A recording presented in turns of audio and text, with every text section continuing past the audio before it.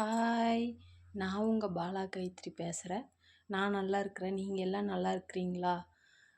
இப்போ என்னென்னா, தம்பி கிளம்பி ஸ்கூலுக்கு அனுப்பிச்சாச்சு. அவனுக்கு இன்றைக்கி ஸ்பெஷல் கிளாஸ் இருக்கிறனால அவன் 9:30 கிளம்பிட்டான்.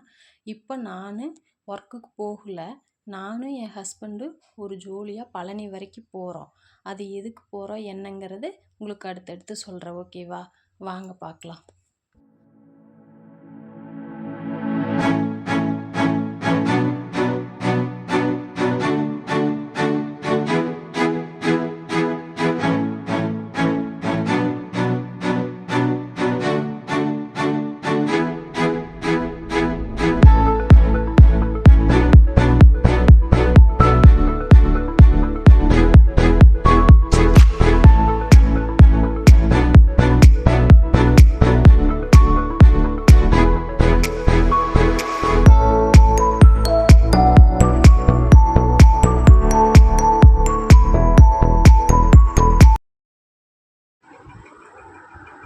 ஹாய், இப்போ எங்கே போயிட்டுருக்குறோம் அப்படின்னு நான் உங்கள்கிட்ட சொல்கிறேன்னு சொல்லியிருந்தேன். அதாவது பழனியில் ஒரு இடத்துக்கு போகிறேன்னு சொல்லியிருந்தேன்ல, அது எங்கள் பெரியம்மா பெரியப்பா வீட்டுக்கு தான் போகிறேன்.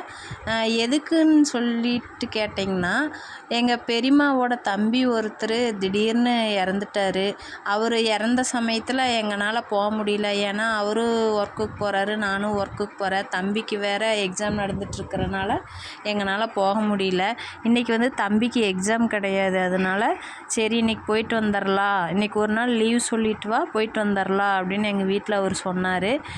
ஓகேங்க அப்படின்னா அவர் காலையில் தான் இறங்கி வந்தார். இப்போ பார்த்தீங்கன்னா பிஎஸ்ஜி காலேஜ் வழியாக அப்படியே யூட்டன் எடுத்து பீளமேடு ஸ்டாப் வழியாக வந்துட்டுருக்குறோம். இப்படியே போயிட்டு உக்கடம் வழியாக போய் பொள்ளாச்சி உடம்புல அப்படியே பழனி விகே மில்ஸ் தான் போகிறோம். அதாவது இப்போ போகிற வழியில் போயிட்டு அப்படியே சரி பெட்ரோல் போட்டுட்டு அதுக்கப்புறம் போய்க்கலாம் அப்படின்னு சொன்னார். சரி ஓகேங்க, பெட்ரோல் அடிச்சுட்டு போய்க்கலாம் அப்படின்ட்டு போயிட்டுருக்குறோம். இப்போ பெட்ரோல் பங்க் வந்துருச்சுங்க. பெட்ரோல் அடிச்சிட்ருக்குறோம். எப்போ பார்த்தாலும் வேலை அப்படின்ட்டு வேலைக்கு போயிட்டே இருக்கிறனால இந்த மாதிரி ஒரு சில விஷயங்கள்லாம் தாமதித்து போகிற மாதிரி ஆயிடுதுங்க. என்ன பண்ணுறது, நம்மளும் நம்ம குடும்பத்தை பார்க்கணும். ரெண்டாவது அந்த மாமாவெல்லாம் பார்த்திங்கன்னா என் கல்யாணத்துக்கெல்லாம் முன்னால் நின்று நிறைய செஞ்சுருக்குறாங்க. நாங்களும் சின்ன வயசாக இருக்கையில் அவரெல்லாம் எங்களை நல்லா வளர்த்திருக்கிறாரு. அந்த பாசத்துக்காக எங்களுக்கு ஏதாவது ஒரு சின்ன பிரச்சனைனா அவங்க முன்னால் உடனே வந்துடுறாங்க. ஆனால் எங்களால் அந்த டைமுக்கு போக முடியறதில்ல. ஏன்னு கேட்டால் அவரும் டியூட்டியில் இருக்கையில் திடீர்னு வர முடியாது, விட்டுட்டு தம்பியும் விட்டுட்டு தனியாக நான் மட்டும் போகவும் முடியாது. இதனாலேயே தாமதமாகவே ஆகுது. இது ரொம்ப மனசுக்கு கஷ்டமாக இருக்குது. ஃபஸ்ட்டு வீடியோவே நான் இந்த மாதிரி டெத்துக்கு போகிறேன்னு சொல்லிட்டு போடுறது ஒரு மாதிரி கஷ்டமாக இருக்குது மக்களே. சாரி, அடுத்த வீடியோவாவது நல்ல வீடியோவாக நான் உங்களுக்கு போடுறேன். இது ஃபஸ்ட் டைம் போடுறனால எப்படியா பேசுகிறது, வாய்ஸ் ஓவர் கொடுக்கறது, வீடியோஸ் எடுக்கிறது அதில் கொஞ்சம் தப்புக்கள் இருந்தால் மன்னிச்சுக்குங்க தயவு செஞ்சு. நீங்கள் சொல்லுங்கள், நான் திருத்திக்கிறேன். இனிமேல் அடுத்தடுத்து நல்ல நல்ல வீடியோ போடுறேன். நான் இந்த யூடியூப் சேனல் ஆரம்பித்ததே நான் நிறைய யூடியூப் சேனல் பார்த்துட்டே இருப்பேன். ஒவ்வொருத்தரோட வீடியோஸும் நான் ரசிப்பேன். ஒவ்வொரு நாளும் நான் சமைக்கும்போது போர் அடிக்கலாம் அவங்களோட வீடியோஸ் எல்லாம் பார்த்துட்டே தான் சமைப்பேன். ஏன்னா தனியாக இருக்கும்போது அந்த மாதிரி வீடியோஸ் பார்த்துட்டு பண்ணுறது எனக்கு கொஞ்சம் நல்லாயிருக்கும். அதனால் நம்மளும் இப்படி யூடியூப் வீடியோ பண்ணால் நல்லா இருக்குமல்ல அப்படின்னு யோசிச்சுட்டே இருந்தேன் ரொம்ப நாளாகவே. ஆனால் என்னால் பண்ண முடியல. இதுக்கு ஃபுல் அண்ட் ஃபுல் முழு சப்போர்ட் என் பையன்தான். அம்மா நீ ஆசைப்பட்டீன்னா பண்ணுமா, நான் எடிட் பண்ணி கொடுக்குறேன், எல்லாமே பண்ணித்தர்றேன், உனக்கு தெரியலனா சொல்லு, நான் பண்ணி கொடுக்குறேன் உனக்கு, நீ பண்ணுமா அப்படின்னு என்னை என்கரேஜ் பண்ணான். சரின்ட்டு தயங்கிட்டே இருந்தேன். சரி திடீர்னு டப்புன்னு அந்த ஃபஸ்ட்டு வீடியோ போட்டது எங்களுக்கு தெரிஞ்ச மாதிரி போட்டிருக்குறோம். அடுத்து நல்லதாக போடுறோம். ஓகேங்களா?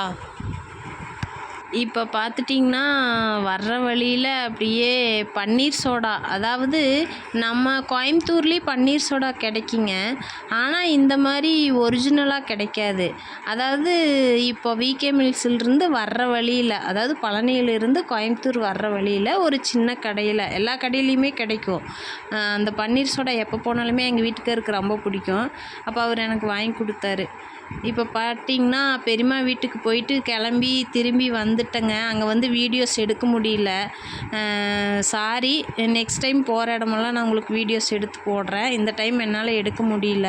அங்கே வந்து டவரும் இல்லை, ரெண்டாவது ஃபோனில் சார்ஜர் ரொம்ப கம்மியாக இருந்தனால என்னால் அங்கே எடுக்க முடியல. அடுத்த வீடியோவில் கண்டிப்பாக உங்களுக்கு நான் காமிக்கிறேன்.